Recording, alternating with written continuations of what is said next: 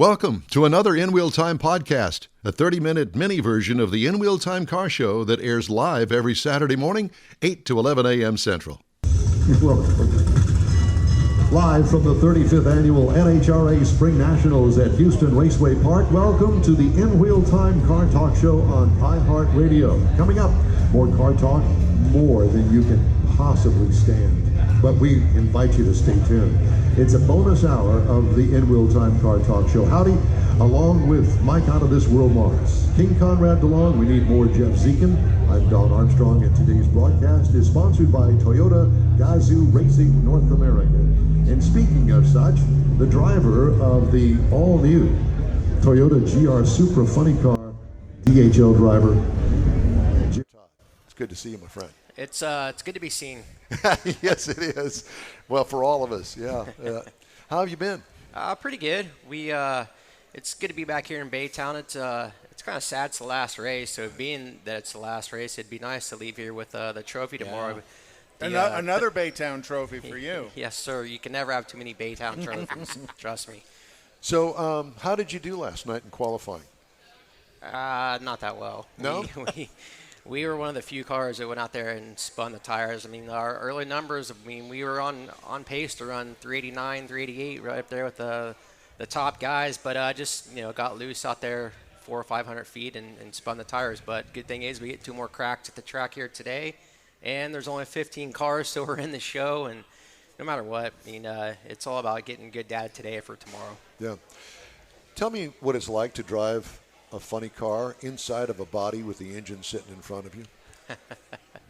At first, going from the dragster to that, it's pretty intimidating, and then it takes a whole different driving style. You try to take everything that you learned in a top fuel dragster, which I started driving when I was 18, and I'm 40 now. So You take all those characteristics or traits that you learned and try to apply that to the funny car, and it teaches you right away that's not going to work. So it took me, half the season there in 2017 to get comfortable behind the wheel and just kind of retrain myself on how to drive a race car.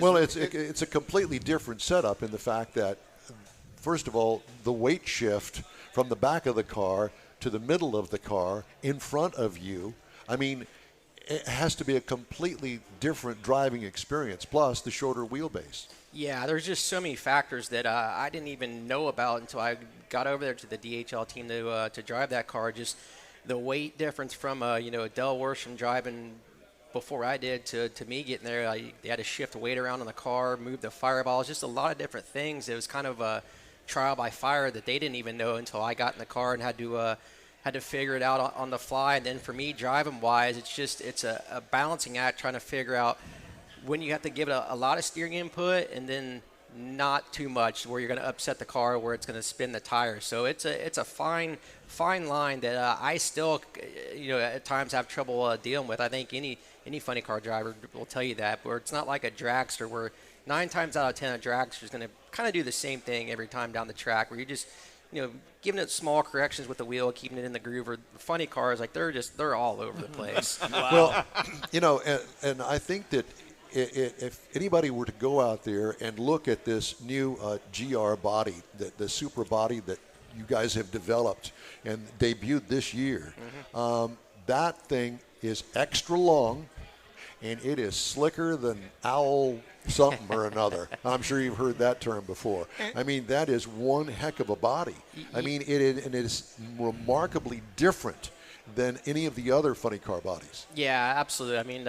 Everybody at Toyota Gazoo Racing North America, they knocked it out of the park when it comes to the styling, the lines, the characteristics. I think it looks so much like an everyday GR Supra, the street version, than any other funny car is supposed to resemble what it's supposed to be like. They really did a great job. And for me, as a driver, the visibility, being able to see over top the injector and see so much of the track, just sitting static, that gives me more comfort inside the car, knowing that I have a better shot of keeping it in the groove when I hit the throttle, to where in the past, you kind of had to wait till you got going and the tires grew to where you could finally see down on the track where you're going. Yeah, so you just had to look so far down track to where that was one of the things I really struggled with moving from the dragster was, in a dragster you see everything. So it's you just point that thing and go. Where a funny car, it's kind of hard getting your sight line compared to moving to the Supra now. By the way, I did want to mention to everybody, pardon me for interrupting, Seth came up, was talking to me at the beginning of this hour, and there's a big signing autograph session going on right over here. A lot of the drivers over here. I'll be back. Yeah, okay, you go ahead. I'll get mine on the way out. So for all of the people that are in here inside the Top Eliminator Club watching our broadcast, be sure and stop by right down here. It's in the Darrell Russell Top Eliminator Club section over here. So help yourself, go down there, get you some autographs, talk to the drivers. I think that you'll really enjoy it. I wanted to go a little bit deeper into how it looks now with the new body that's on the car. You say just sitting in the seat, static, when it's just sitting there, you can now see over the hat of the injector. Yeah, I mean, I can see over the injector, and the dash is lower, so I can see most of the racetrack, which is huge for me, just being able to roll up there and kind of point that thing to where I need to where in the past with the Camry body, I was kind of guessing where I was at on the track for the first 100 feet or so until I got going and the tires start to grow, then you can see the track. It's just, I keep saying now it's kind of taking me back to like driving a dragster where I can see more of the racetrack now. So when they were developing that body, did they ask you your input on it? Yeah, for sure. That was a cool thing getting to work with, Slugger Labby and all the guys on that side when they were, designing the body. We it started out with, hey, sit inside the car with your phone and, take some pictures or video and give us an idea on what you can see. Then, we worked with Fox on getting the visor cam on my helmet. And, not only was that great for the fans to give a perspective of what I see inside the car, but it also helped us, help design the Super body as well. So with that helmet cam on, when you're pulling 3 Gs at 3, 4, 5 Gs at the hit, does that really impact you? Do you feel the weight of that, or is it? Nah, that thing is so light. But what's funny is, the TV producers, they're like, hey man, it's real shaky. Like we need to mount this thing. But I'm like, no, that's how it is inside the car. Like that's what I see. That's the whole point. Want to go for a ride? Yeah, exactly. So you said Slugger Labby, but that's a name from the past. He's a NASCAR guy that's come over and I guess brought that knowledge into what you're doing through now. Toyota. Yeah, for sure. He's been with Toyota the last 3 or 4 seasons now, and just it brings a whole different set of eyes over to the drag racing stuff that's new to him. He tries to incorporate everything that he's learned from the NASCAR side into what we do, and they're trying to school him on what we do. It's been a good combination. He's a big asset for us out here for sure. Yeah, definitely bringing a different point of view. Absolutely. Now, is this GR body, is it going to show up in NASCAR as well? Do you know? Right now, the Xfinity Series, they're running the same body style of the Supra. But I believe the Camry, the Cup cars are sticking with that. Yeah, I think Gotcha. Interesting. That's what they were saying earlier. Have you ever been in a Cup car? No, I have not. Not even sat in one? I've sat in one. That's about it. I don't have much pavement experience in anything other than drag race. I've driven a few dirt cars, but nothing NASCAR. So I wouldn't mind getting in a truck or something, make some laps and have some fun anyways. The closest I've been is the Toyota simulator at the TRD place there in outside of Charlotte. But going off my past experience in that, they probably will never let me run anything on pavement. They've seen your driving record. Yeah, it's not good. When I crash in the simulator, they can hit the reset button. I can just go right back out there again. But you can't do that in real life. In the real life, yeah. What were you doing before you joined Coletta? There was a time I was sitting there home on the couch wondering if I was ever going to race again. I drove for a handful of teams from 2006 up to the beginning of 2014. Beginning of 2014, I was driving for Bob Vandergriff part-time. We were going to run, I think, like 5 or 6 races that season, and got a call from Connie Coletta there towards it was the Vegas race, which had been the 3rd or 4th race of the season, and just was fortunate enough to get that call from him. Kind of changed my life, changed my career. Wow. How is your career? You have, sponsor obligations. Are you as busy as the other guys out here with trying to meet all the demands of being a top fuel funny car driver? Yeah, it's not. It's nothing over the top like you may think, but at the track, I mean, we stay plenty busy doing things for Toyota, DHL, I mean, whoever. I mean, we got a lot of guests from Mobile One here this weekend, and I love it. I mean, it beats sitting around being bored. I mean, I can't stand that. If you get too much time to think about what you did wrong or what you need to do, then kind of psych yourself out. But if I can stay busy doing whatever, then I like it that way. What is one of the dumbest questions you've ever been asked? You just won. Yeah, that one. I just asked it? Yeah, that was it. Add that to the list. No, I'm just kidding. But, no, it's funny. Every race, you get some interesting questions from fans. Usually it's first-time fans that don't have a clue about drag racing or what we're doing. So it's funny. I don't want to call anybody out, but I definitely got a long list of questions that I've been asked. Oh, my gosh. Did you really ask that? Superstitions? No, not really. I'd say more of a routine than anything. I've been getting that from a lot of folks. Yeah, I try not to be superstitious wearing the same socks or underwear or something like that, but just more of a habit of doing the same thing over and over and over. Did you grow up in drag racing? Yeah, I started when I was 10, but my family, my dad, he raced dirt track motorcycles, so it's not like I came from a family that drag raced, you know.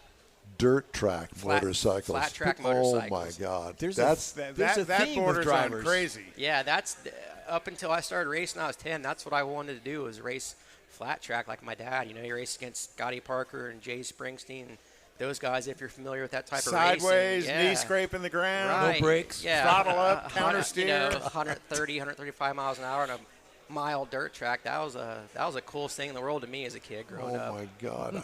You know, Until I went to my first drag race and saw a Top Fuel dragster, and like, all right, here we go. Got Yeah. got that taste of Yeah, nitromethane. exactly. Got a The little- burning of the eyes. Yeah, little rubber up the nose. That's when, you know, they used to hit the throttle in the warm up. Like, that scared the crap out of me as a kid the first time.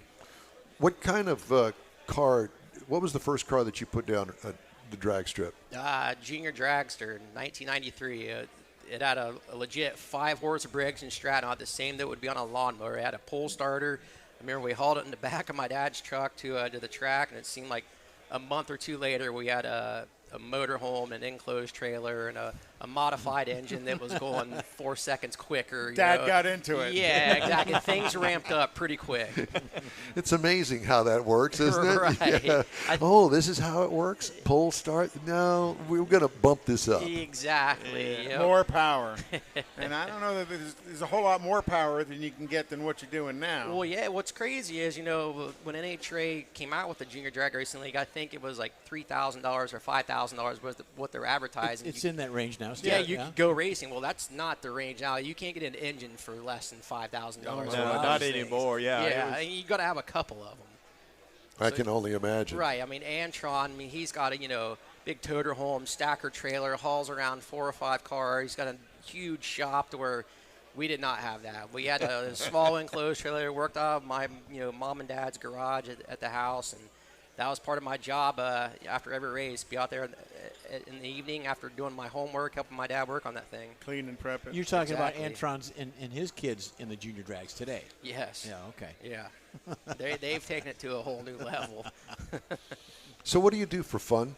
Well, I just recently moved to Florida at the end of last summer, so finding new hobbies that I didn't have there in Indy, like paddleboarding and going to the beach and things Jet like that. skis and all that. Yeah, none of that yet, but yeah, anything near Where are you? Are you in Central Florida? South Florida. South Florida. Yes, sir.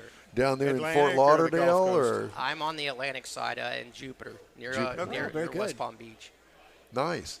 You liking it? I love it, How's man. the lifestyle change going from one city to another? Oh, I'm no longer freezing my ass off in the winter time. And it snowed in Indy on Monday, I think it was, where Yep. it's 80 and sunshine down Yeah, there. exactly. So while you're out paddleboarding, have you crossed a manatee yet? I have. The last time I Scare was the out, daylights out of yes, you. I got a little too close to it, and I scared him, which in turn scared me because he splashed the crap out of me. But it's cool, seeing just sea turtles and manatees and things like that. Mermaids, Out there. Yeah, yeah. mermaids. What kind of car do you drive? Your personal vehicle? I have a GR Supra, just like what I'm racing out there on the track. Wow. Oh, cool. It's a Do you lot of like fun. it? Oh, it's awesome. It's plenty quick for what it is for getting around town. And what's funny is down there, like, there's all kinds of awesome street cars. I mean, Ferraris and Lamborghinis and things like that are not out of the ordinary to see. But Right.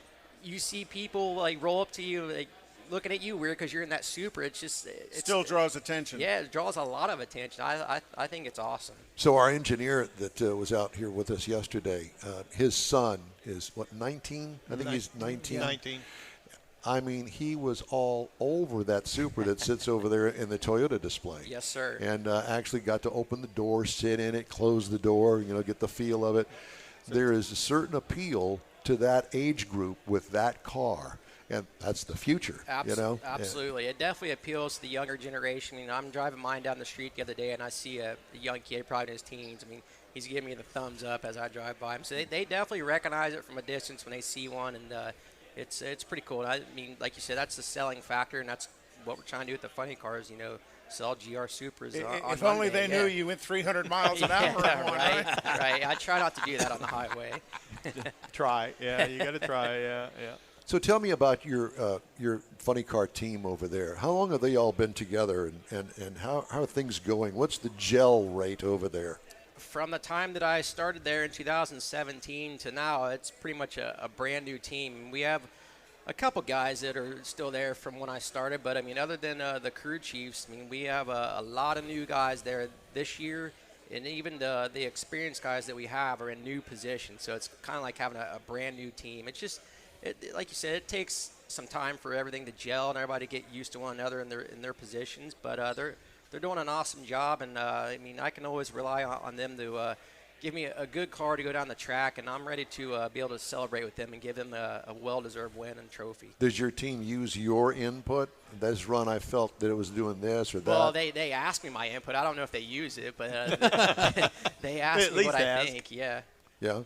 And obviously, the data recorder tells them everything they need to know about going down the track and engine performance and that sort of stuff. But still, there's that seat of the pants stuff that they don't know. Yeah, there's certain things that like you said, the onboard computer doesn't tell, but it also will tell if you're lying or not. But yeah, how would you know that? Just certain things that we check. Like the steering lateral G's that'll ask me where I steered it on the track, what I felt, just things like that. And they'll ask me that, then come back and look at the video and try to overlay what I said with the computer and the video, and usually it lines up. Yeah. And have you noticed from when you first started how that has changed with all the onboard videos that they're doing now as well? Yeah, it's constantly evolving, especially working with Toyota. We're always working on different things to make the car better.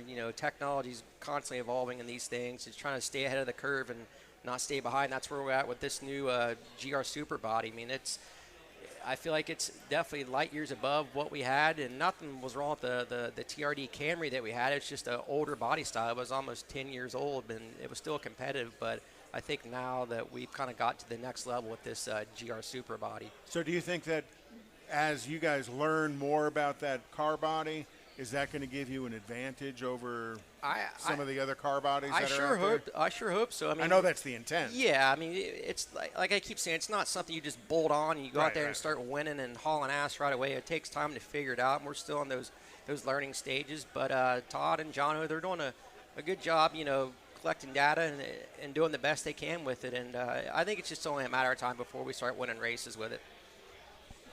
Hopefully it'll be today, right? Yeah, this will be a great weekend to start.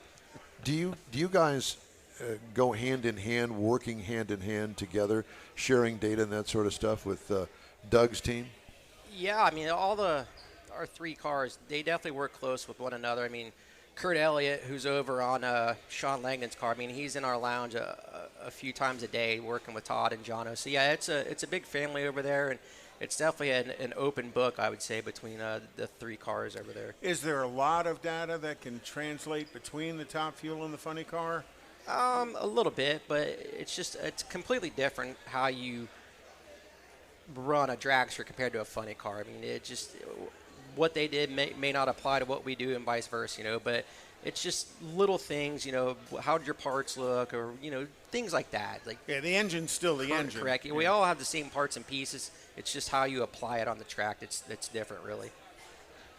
Good luck today. Thank you. We could use some good luck. Well, yeah, and we're pulling for you. And so, I mean, with that, I mean, you're going to go zoom right to the top. I would definitely love that. It's going to be tricky out here today with the sun on the track, but either way, we definitely look to improve on what we did last night. Great to talk to you. Thanks so much for stopping by. Thanks for having me on. You Appreciate bet. it. J.R. Todd, DHL, Toyota GR. Our super funny car driver. And we've got another guest coming up at the bottom of the hour, and we invite you to stay tuned for that. I missed a couple of headlines that I wanted to get in, that I didn't get in earlier. We did talk about the Ferrari. I gave you that news. You know, we always like to bring up heathens and those that are I'm at that meeting with you. Exactly. That are out to do no good in the car industry. Well, a former employee was sentenced to 2 to 6 years in prison on Wednesday for pleading guilty to embezzling more than $300,000 from a New York dealership. It's New York. Yeah, so what? Hey, But pay close attention to the last name, James Castellano. That's 3 fingers Castellano. Worked for New Rochelle Hyundai in 2017. Tony Two Thumbs. When he diverted more than $307,000 in checks to his personal bank account. And they were expecting something different? Yeah. That according to the New York State Department of Taxation and Finance. I know a guy that knows a guy. Well, that's the way they got Capone, was on taxes. Yeah.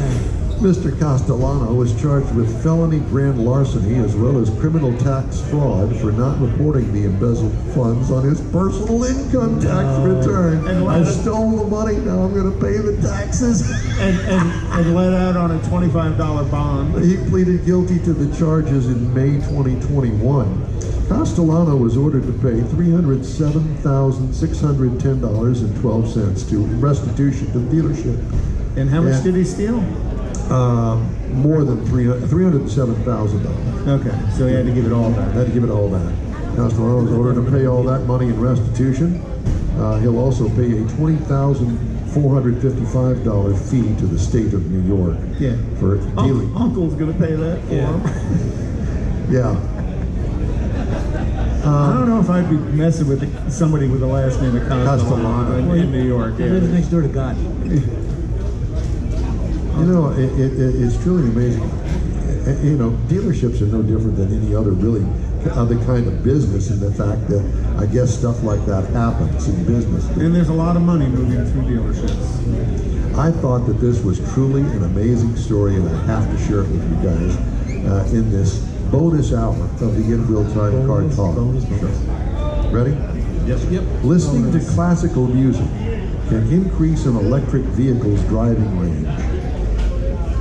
Go, because you calm down the way you're driving it. That's according to an experiment conducted on behalf of Kia UK that tested how drivers' musical tastes affected the way they drove an EV.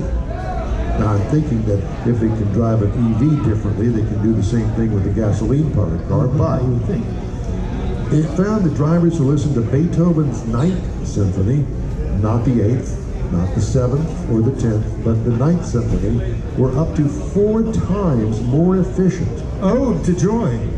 Efficient by encouraging them to remain composed and level-headed. Meanwhile, over in the other camp, the up-tempo songs, such as Blinding Lights by The Weeknd, drained the battery faster. The test was overseen by Duncan Williams, a lecturer at the University of Salford's School of Science. Williams is a co-founder of Wave Trace, a psychoacoustic consultancy that tracks human response to sound and music stimuli. How'd you like to get paid for that, right? This team evaluated drivers, none of whom had ever driven an EV personally, as they completed an 18-mile route in a Kia EV6 while listening to a playlist of 6 songs from different genres. Great. He said, what we found from only 2 days of testing was that music really can have a dramatic influence on the real-world driving range of an electric vehicle. It had to be a government funded. It had to be. Yeah. Different songs resulted in varying electrodermal activity and blood volume increase for each of the participants. Blood volume. There you go, Tom. Let me. Don't ask me anything. This had a knock-on effect on driving style and ultimately influenced the real-world driving range of the EV6. So if you're a passenger sitting there looking at a Playboy magazine that you happen to see out of your peripheral vision, is that going to Affect your driving? affect your driving of an EV? Yeah, right off the road. So, did you hear that Chevrolet's going to Are you going to try to top that story? No, well, Chevrolet's going to halt production of Corvettes for a little bit because they can't get some parts. Not related to chip shortage, but some other parts that Chevy can't get. Well, you know, it's one of the things shut that we plant learned down. today here. I did not know that there was a problem getting some of the race car parts for these top fuel teams. I had no clue. Yeah, never even thought about it. Well, and to think, Crankshafts, camshafts. there's not a lot of suppliers for that. There's just a few suppliers for guess those so. components. And But that means that they can't get the materials that they need to make. Bill, is it the materials to make it, or is it the machines to?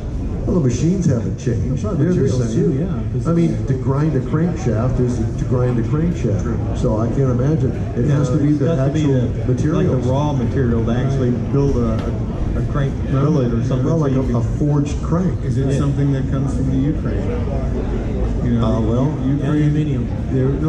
No, Ukraine's a huge. They have a huge mining operation. Yes. Different metals and materials are mined out there. They're just not being mined right now. Well, and we learned early on with the crisis over there in the Ukraine that I had no clue that they did a lot of wiring harnesses for all different kinds of manufacturers. We talked about that story. And that thing, And that's wiring jamming up harnesses? production. Yeah, you can't get the wiring harnesses.